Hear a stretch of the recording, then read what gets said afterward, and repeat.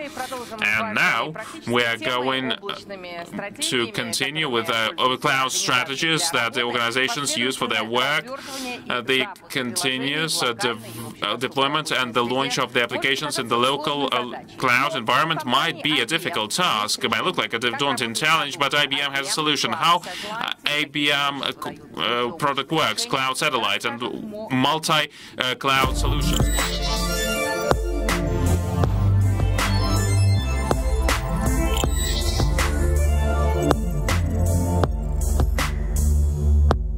Good afternoon, good evening. Welcome to my talk. Today I'm going to tell you about deploying and running your cloud-native AI apps anywhere. My name is Haghighi, and I'm the head of IBM Developer Ecosystems and Hybrid Cloud Build team in Europe, Middle East, and Africa. And I'm really glad to be here with our awesome community of developers in Russia at the Artificial Intelligence Journey.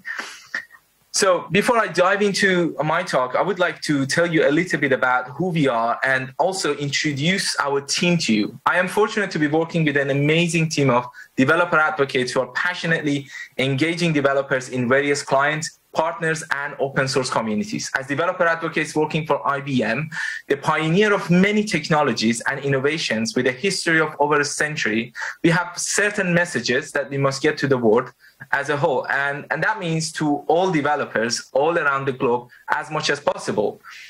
And again, with Russia being one of the top developer communities and tech meetups, we would love to have these messages to you, to all the amazing developers across Central and Eastern Europe and Russia.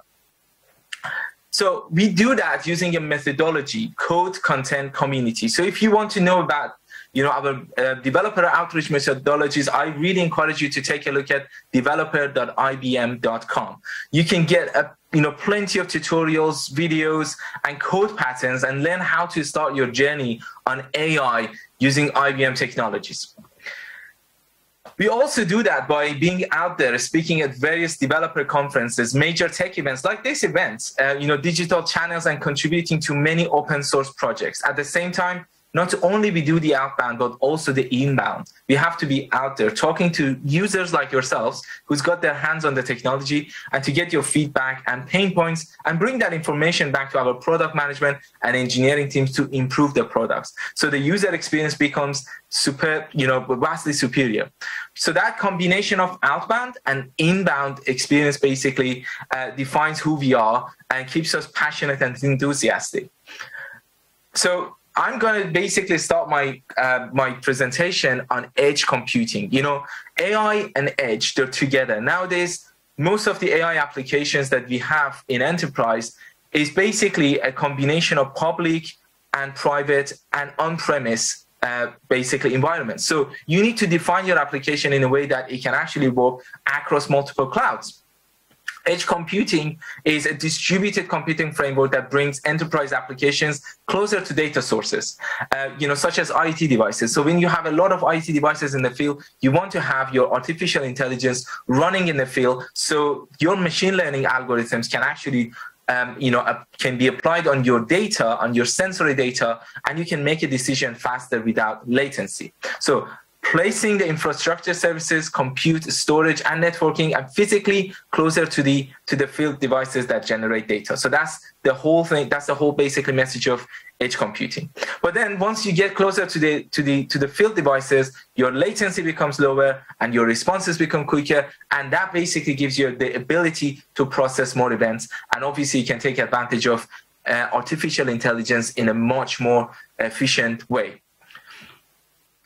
But then the biggest question here is, can you actually put a full-fledged computer in the field? No, you can't do that. And most of the devices out there, they're basically small devices with reduced and limited resources that, we used to call them as gateways in the past.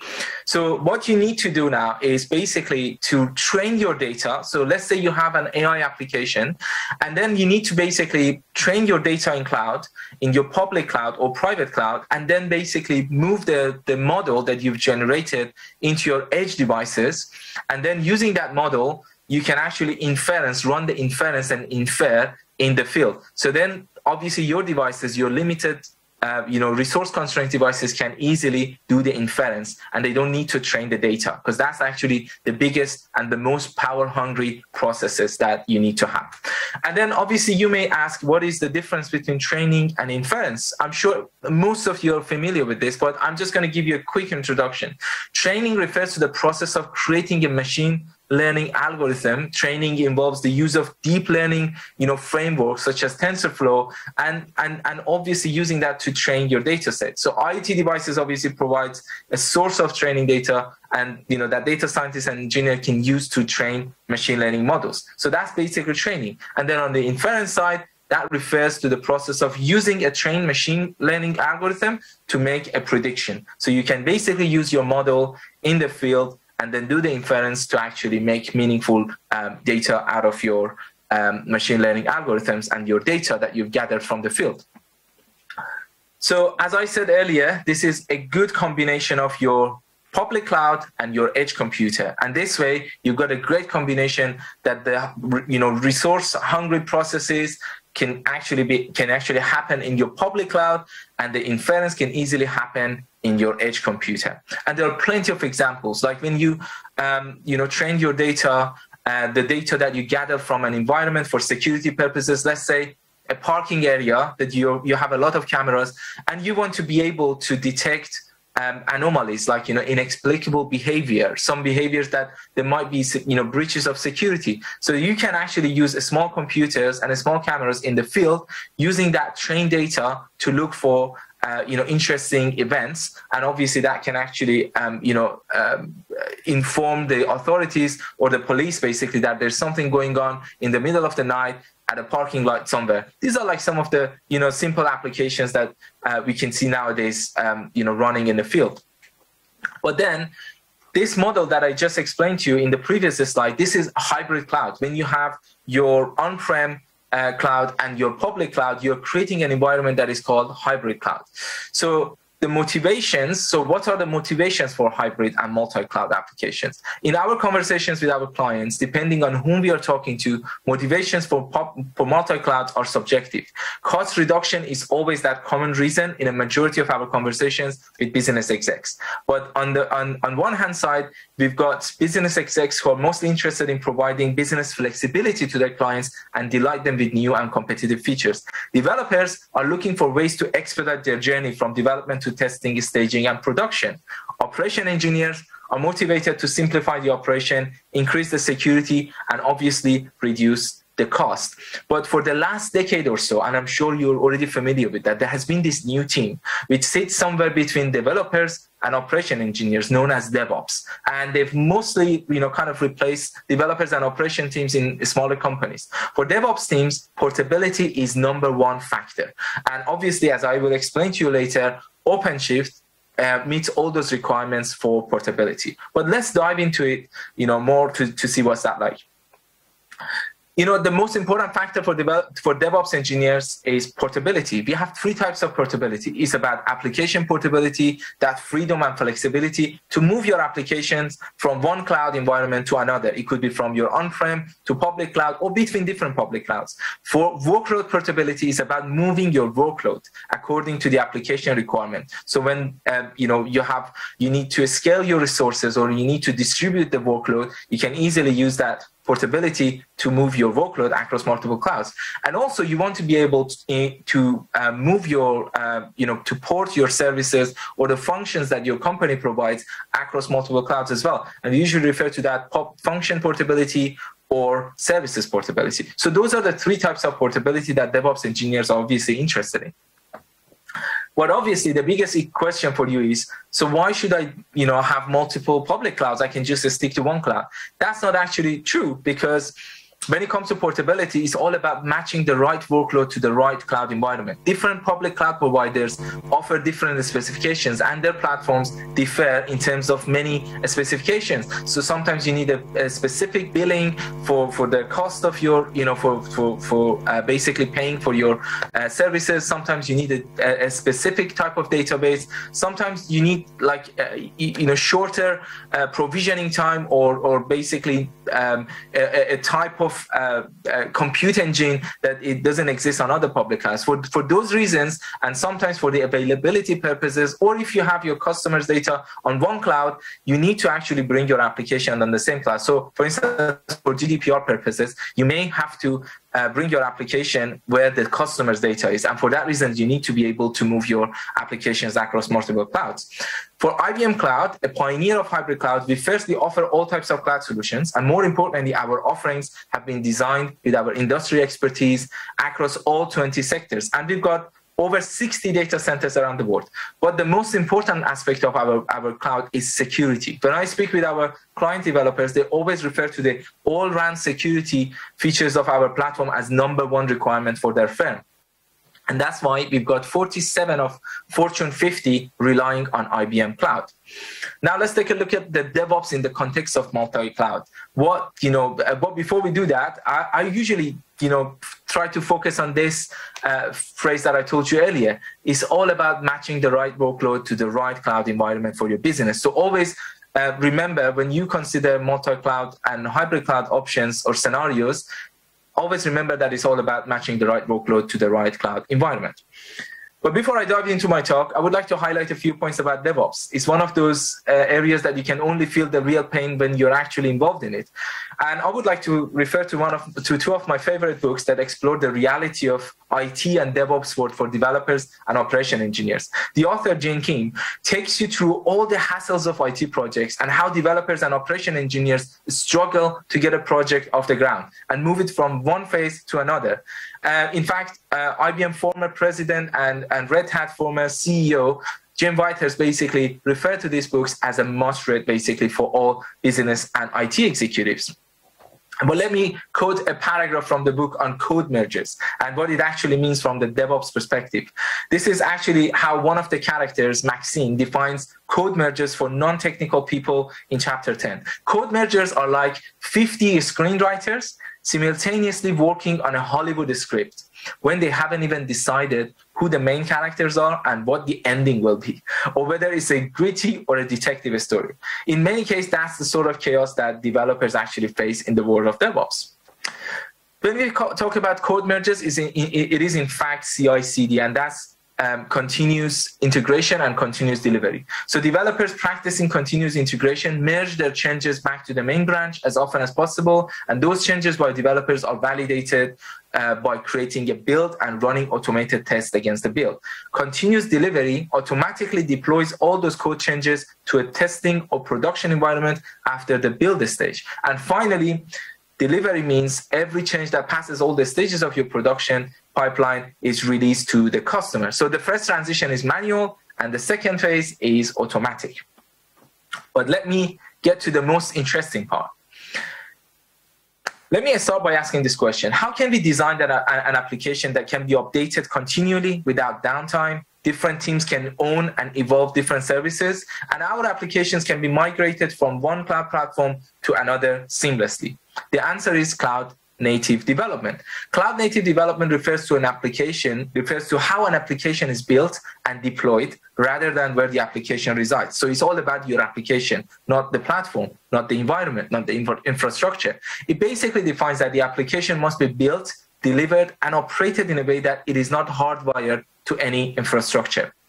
But how does cloud native development make all those happen? Simply by relying on microservices architecture. Microservices architecture is the building block and the most essential ingredient of cloud native applications. And I think this is very important for you as developers, as data scientists who want to create new applications, because most of the applications these days are built using microservices architecture. So a cloud-native application consists of discrete, reusable components known as microservices, and they are designed to integrate in any cloud environment. So when you design your application this way, you can easily move it from your personal computer to a public cloud and put it on a private cloud, and you can put it anywhere. And I'm going to tell you how this happens. Microservices architecture addresses all the liabilities that are inherent in monolithic applications. On the left-hand side, you've got the monolithic applications.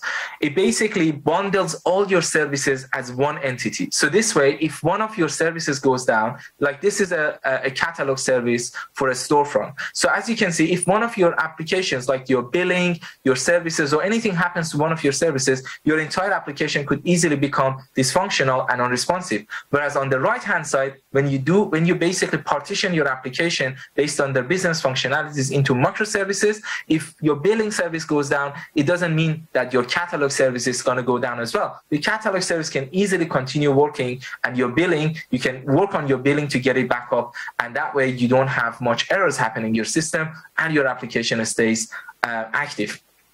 So when you do that, microservices architecture basically advocates partitioning large monolithic applications into smaller independent services that can communicate with each other using messages and HTTP. So therefore, your services become highly maintainable and testable, loosely coupled, and independently deployable. And obviously, as I said earlier, they're organized around business capabilities. So let's take a look at this monolithic applications and what happened. So we basically, here we've got a monolithic applications with an analytical engine, we've got data parsers, we've got a user interface and data visualizations. Now we are basically going to convert it into microservices. And this way we've got different microservices independently deployable, and you can obviously use different languages and platforms to do that, and that's the beauty of it. So let me just basically some of the advantages of microservices architecture. So different parts of our applications can evolve on different timelines. They can be deployed separately, and you can choose your technology stack for each microservice as it best fits the purpose. So you don't have to stick to a single programming language. You don't have to stick to a single framework or platform. This way you can mix and match, and then you can scale your individual services dynamically at runtime. You don't have to scale up your entire applications. You can just scale the ones that you need to scale. But the most important and the most fundamental difference here is if a single microservices fails, the overall application remains functional. That's the most important bit. Now going back to our microservices, the next step is for us to containerize each one of these microservices with their requirements, with their dependencies and libraries, and this way they become completely deployable, independently deployable. So that gives us the application performance, a better application performance, better flexibility and speed, because different times can evolve different parts of the applications on different timelines. And obviously because of those reasons, the adoption of microservices and cloud native is widespread. So if you look at the number of applications that are going to be cloud native and are going to be based on microservices, is more than half of those applications next year. So that's very important for you as data scientists and developers to focus on the cloud native development. And obviously from the teamwork and culture, it comes with a lot of advantages, such as boosting teamwork, productivity, and enhancing collaboration, because different teams can independently work on different parts of the application, and they only basically bring the results back when it's ready. So they don't need to wait for each other, like what we did in the past with monolithic applications. In the past, monolithic applications came with a number of issues that make the applications prone to failure, and it was really difficult to update to even find the problem, where the problem existed. So different members of the team, they were blaming each other for the problem, but and obviously because all the applications, monolithic applications, are designed and operated as a single entity, as I said earlier, and because of that, monolithic applications are destined to fail.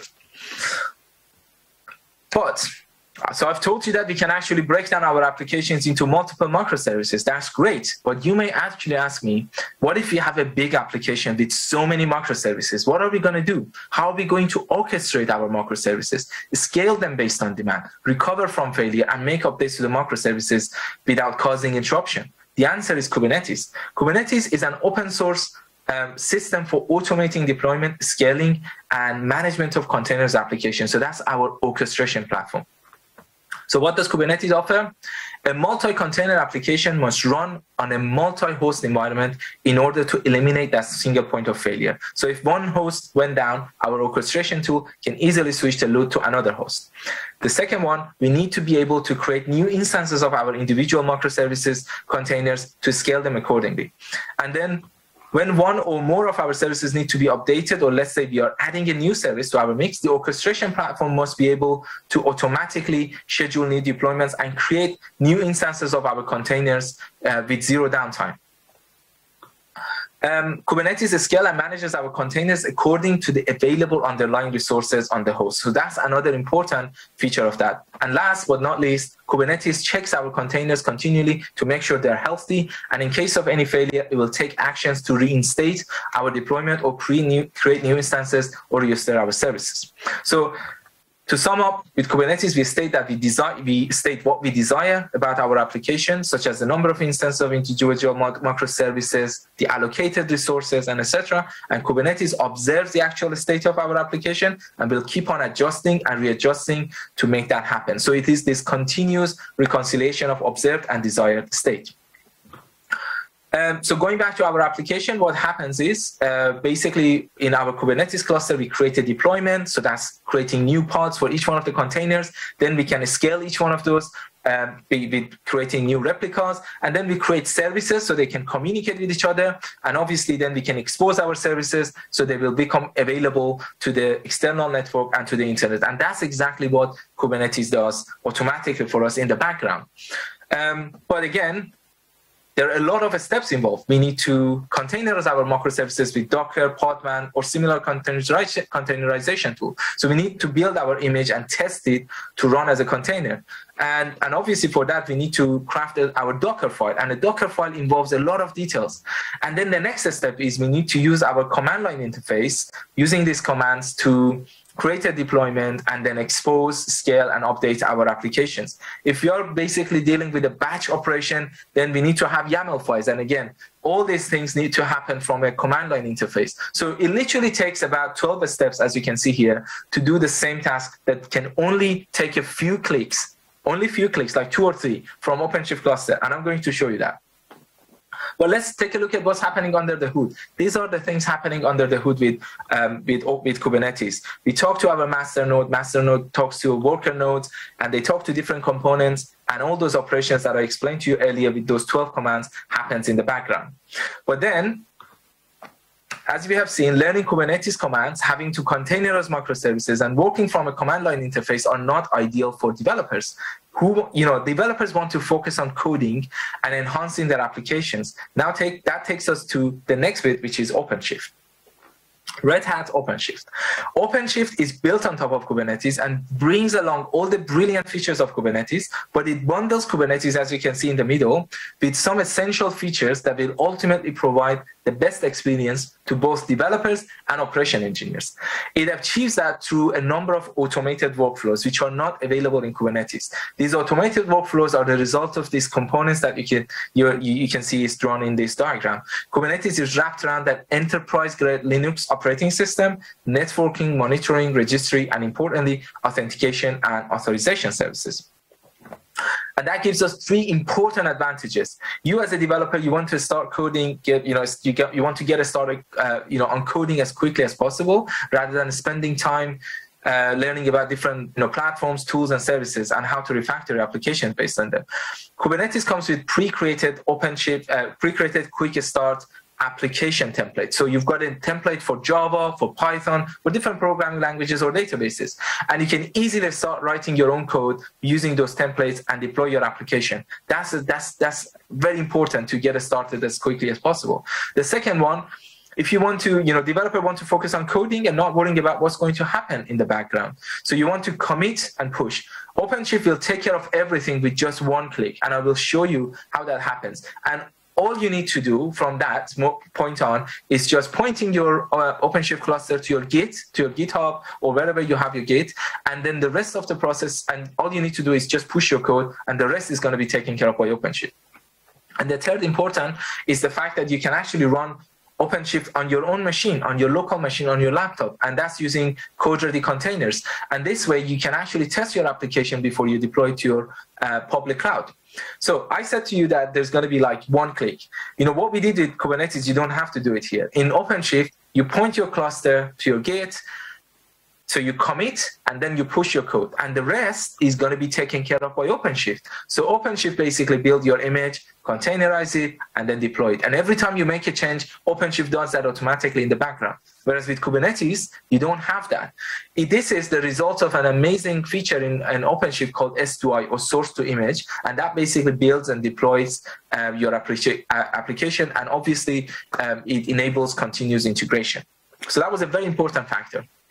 Now, I want to focus on the productivity features of OpenShift for developers. And I think this is going to be very interesting to a lot of you, especially data scientists and AI application developers. In OpenShift, you've got a simple web console that you can basically take care of all tasks, implement all tasks from a simple graphical user interface in administrator or developer perspective. And this way, you've got full control over your application from a simple web browser. Whereas with Kubernetes, you've got a command line interface. You need to remember all those commands. And this is actually quite hard. And then obviously that's not, quite an efficient way of doing things, just running things from a command line interface. OpenShift gives you all those features from a simple web console, but you can still take advantage of the CLI if you want to. That's also available in OpenShift. The other important aspect is Kubernetes offerings differ from one platform to another. We just talked about multi and hybrid cloud.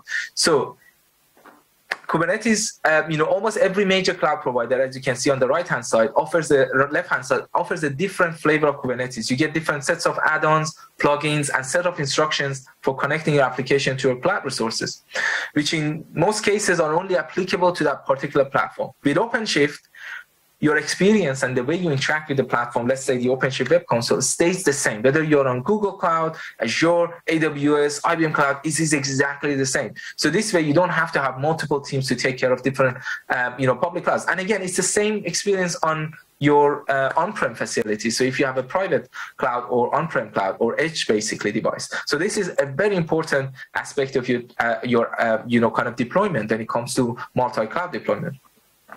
And then finally, Kubernetes is an open source project, whereas OpenShift is a product based on an open source project. So this is very important. Kubernetes, comparing Kubernetes with OpenShift is like that classical example of comparing an engine with a car. You don't do much with an engine, and you need to assemble it with other components in order to get from A to B and become obviously productive. What you get with OpenShift includes enterprise support, ecosystem certifications, and most importantly, regular releases and security updates at every level of the container stack and throughout the application lifecycle. So as you can see, this is an opinionated integration of features to simplify and secure your application. And that takes me to IBM Cloud Satellite. If you want to deploy and run consistently across on-prem, edge computing, and public cloud environment from any cloud vendor, you need IBM Cloud Satellite. That basically allows you to, move your applications to the edge with one click from your console on the IBM Cloud Satellite. So you can actually put all your clusters together and decide where you want to put your application.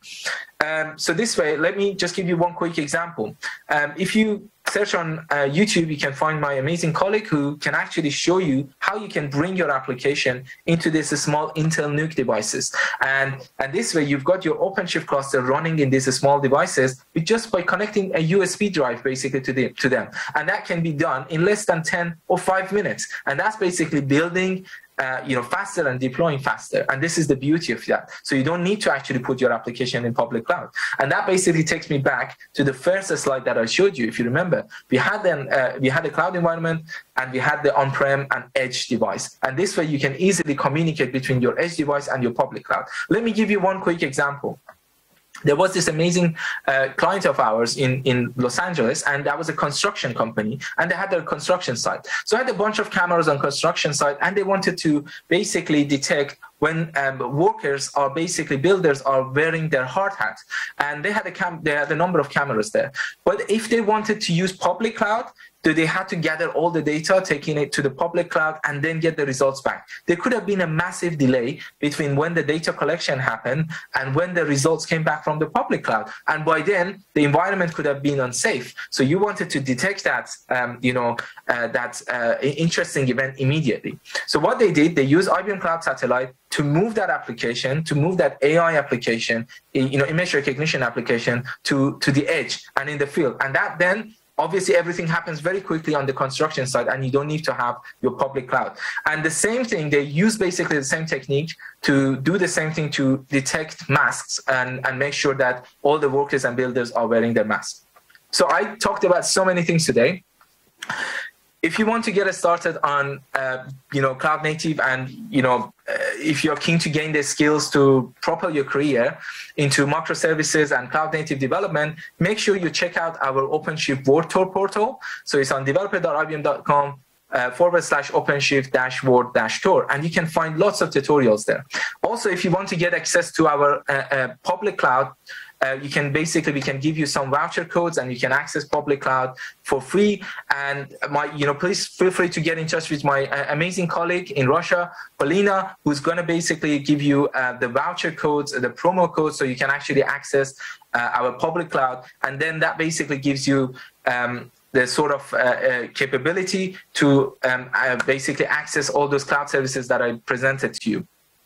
And in this series, as you can see here, I show you in 8 hours how to containerize your application, how to deploy it on Kubernetes and on OpenShift, and all the way to CI/CD pipeline. So make sure you check out OpenShift World Tour. And even if you check me on YouTube, you can find all the videos. Thank you so much for being with me here. And this is the end of my presentation. I hope you've enjoyed it. Thank you very much. Your presentation was of great interest. Thank you. A couple of questions. AGI, what do you think of it? A myth or reality? It can be. It can become at some point. We've seen it in a lot of Hollywood movies. We've seen it all over the world. I would personally love to see that. But I think AI is all about augmenting our experience, augmenting, a lot of professions and a lot of businesses. So if you look at, for instance, the medical field, AI is helping medical practitioners, surgeons, basically, to do their work better, more precisely. But it's never going to basically take over from them, the work they do. So it's always about helping and improving their business operations. But it could happen at some point. We've read a lot of novels, obviously. Isaac Asimov has amazing set of books, and I love that, iRobot movie, obviously, that could actually happen at some point. But I basically look at it the way that it is improving our lives. It is making things more precise and more accurate. And from that perspective, I love AI. I have to put it this way. Thank you very much indeed. Thank you for your presentation, and we hope to see you here in Moscow offline soon. I would love that. This is one of those cities that I would love to visit one day. Thank you. Thank you.